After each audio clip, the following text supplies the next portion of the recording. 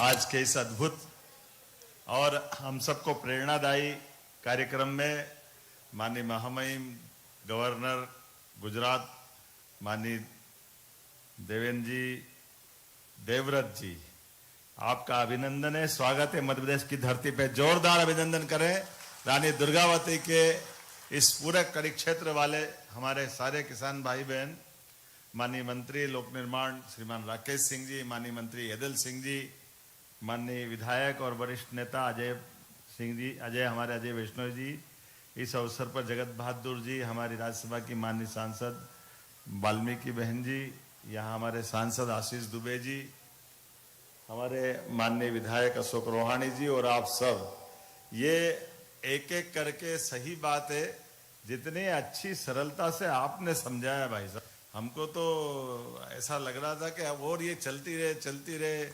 हमारे लिए तो नर्मदा जी के भेड़ा घाट में डुबकियां लग रही थी, ऐसा लग रहा आनंद के साथ। क्या वो कभी कभी वो नाव में आप क्या कहानी सुनाता, ये बंदर कूदनी है, फलाना है, ठिकाना है, ये है वो है, सुनते रहो उसको बढ़िया ढंग से। लेकिन ये जो आपने अंदर की बात एक एक करके सिद्ध करके जो बताई, गाय के गोबर से जीवामृत जो बनाने की प्रक्रिया बताई, सच मानो मैं भी बहुत सारे सत्र में गया आया, भगवान जाने कैसे समझाते हैं, वो कौन समझता वो भी समझा के खुश और अपन भी खुश, ना उसको पल्ले पड़ी ना हमारे पल्ले पड़ी, बात खत्म हो गई। क्या मालूम क्या होता। ये जो दुनिया है ये ऐसे ही चलती जाती है, पल्ले ही नहीं पड़ती आखिर। अब ये सही तो बात है, वो जैविक खेती हमारा जाने कितना विभाग के पैसे लगते रहते हैं। अब मैं बड़ा मुश्किल में पड़ जाऊंगा, मंत्रालय तो सब चलाना है, सरकार भी चलाना है, आप अंदर की बात अलग बता रहे हो, ये अलग संकट है। और ऐसा बता रहे हो कि दिल खोल के ही बता रहे हो कि मुख्यमंत्री भी कह रहा हाँ जो बता रही, ये समझने वाली बात है। लेकिन ये सही है कि जो सरलता से समझ में आ जाए, ये बिल्कुल। अब मैं आपकी बात को दूसरे ढंग से बताता हूं। ये जितने लोग सामने हम बात कर रहे हैं, मैं भी उसमें शामिल हूं।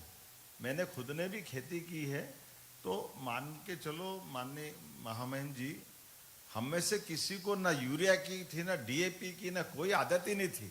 जबरदस्ती बुला के पकड़ के ला के ये डालना चाहिए तो ये हो जाएगा, ना ये हो जाएगा, पता नहीं क्या क्या हो जाएगा। ये जो चलाने वाले लोग थे, ये पश्चिम आधारित सोच के जो भी लोग थे, दुर्भाग्य से, जैसे हम सब जानते हैं कि हमको सबको मालूम है, आज डॉक्टर के पास जाओ तो वो कहता अरे जल गया, पानी डालने था, बहुत अच्छा हो गया।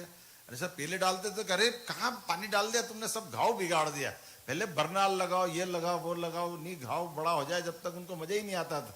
और आज की पहले पानी डालो, ये जो समय के साथ समझ में आ रही है। सच में जैसे नमस्कार का महत्व कोविड के बाद ही समझ में आया।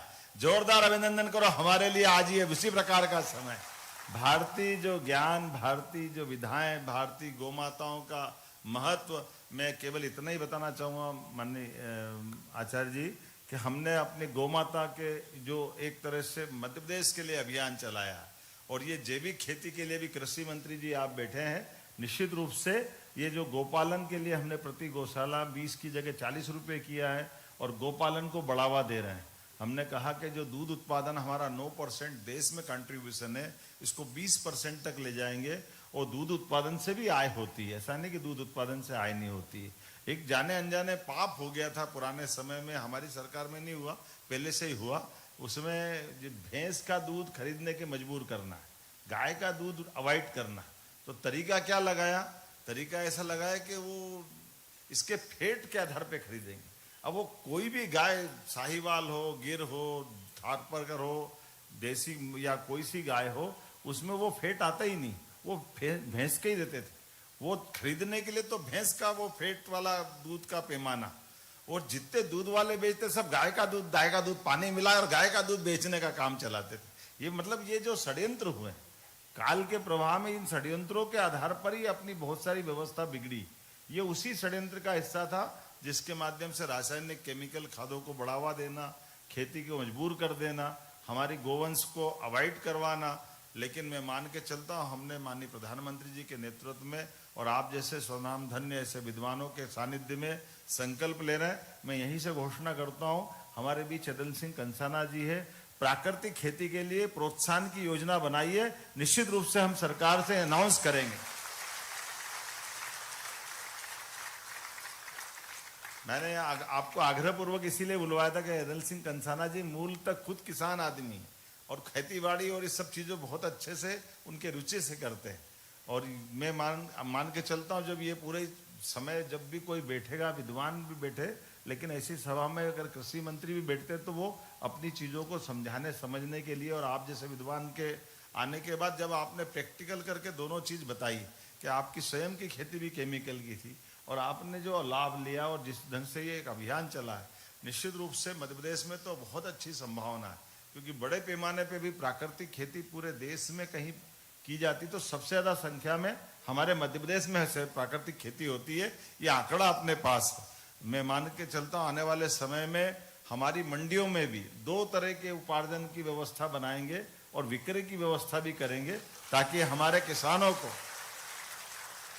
जो प्राकृतिक खेती के आधार पर लाते हैं उनको वैसा महत्व मिले, उनको अलग से ये कठिनाई नहीं आए कि वो गेहूं में गेहूं एक जैसे गेहूं, अब वो तो क्या करे उसमें 6000 ने 2400-2600,